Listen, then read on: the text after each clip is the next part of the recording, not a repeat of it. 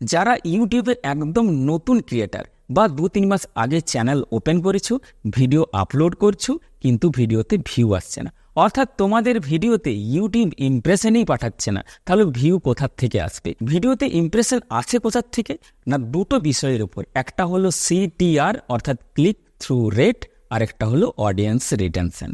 দেখো, দুজনেই কিন্তু একে অপরের উপর নির্ভরশীল। অনেকেই কমেন্ট বক্সে লিখেছে যে দাদা সিটিআরটা বেশি আছে কিন্তু আমার ইউটিউব ইমপ্রেশন ভিডিওতে পাঠাচ্ছে না। কেন পাঠাচ্ছে না? কারণ তোমার ভিডিওটা অডিয়েন্সের পছন্দই নয়, অর্থাৎ তোমার ভিডিওটা অডিয়েন্স লং টাইম পর্যন্ত দেখছে না, তাই তোমার অডিয়েন্স রিটেনশনটা কম হয়ে যাচ্ছে, তার জন্য তোমার ইউটিউব ইমপ্রেশন পাঠাচ্ছে না।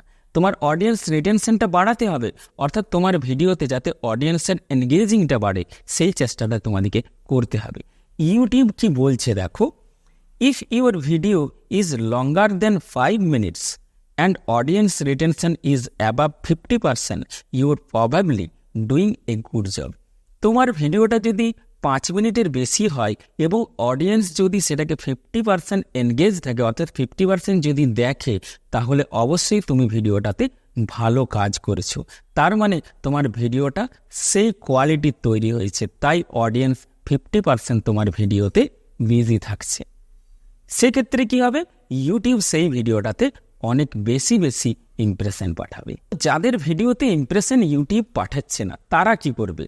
সেই জন্য 5টা পয়েন্ট বা 5টা ক্যাটাগরিতে আমি ভাগ করেছি, যে ভাগগুলো কিন্তু স্কিপ না করে প্রত্যেকটা মন দিয়ে দেখবে, তাহলে তোমাদের ভিডিওগুলো যখন পরবর্তী ক্ষেত্রে আপলোড করবে অবশ্যই ভিডিওগুলো একটা ভালো ভিউজ পাবে। ফার্স্ট যে পয়েন্টটা সেটা হলো ভিডিও টপিক সিলেকশন, অর্থাৎ তুমি যে ভিডিওটা তৈরি করেছো সেটার টপিকটা কি? টপিকটাকে যদি ওল্ড হয়, বোরিং হয়, তাহলে কিন্তু তোমার ভিডিওটা চলবে না। সেক্ষেত্রে তোমাকে কিভাবে ট্রেন্ডিং টপিক ফাইন্ড করতে হবে? যদি তোমার টেক চ্যানেল হয় তাহলে বড় বড় ক্রিয়েটারদের গিয়ে দেখো যে 1 সপ্তাহের মধ্যে যে ভিডিওগুলো সে আপলোড করেছে কোনটাতে বেশি ভিউজ এসছে, অর্থাৎ সেটাই কিন্তু ট্রেন্ডিং টপিক।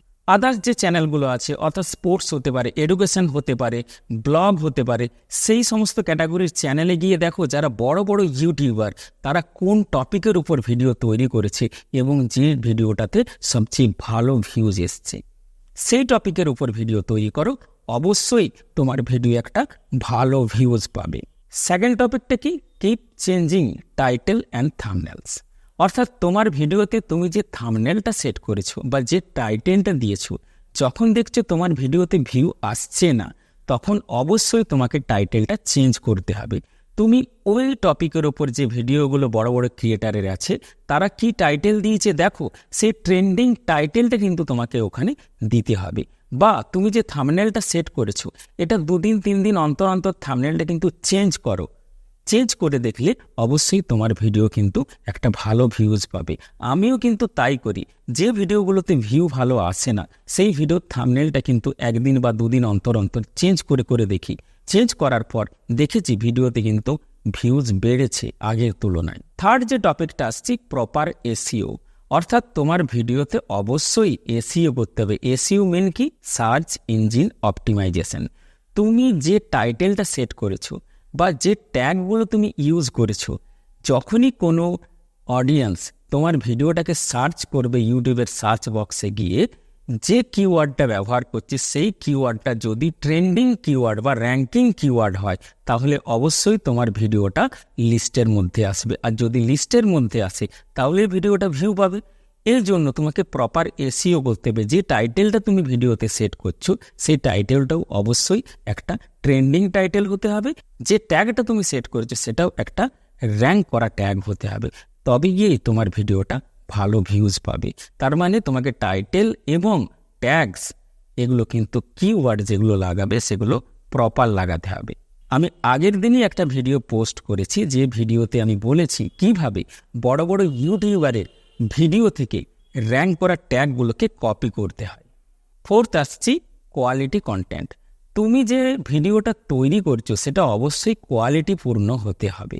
যদি তার মান বা কোয়ালিটিটা ভালো না হয় তাহলে অডিয়েন্স তোমার ভিডিওটা পছন্দ করবে না। অর্থাৎ তুমি যে ভিডিওটা তৈরি করছো সেটা যেমন বোরিং না হয়, একঘেয়েমি না হয়, ইন্টারেস্ট যেমন থাকে, সেই রকম ভিডিও বানাতে হবে যাতে তোমার ভিডিওটা অডিয়েন্স লং টাইম পর্যন্ত দেখে।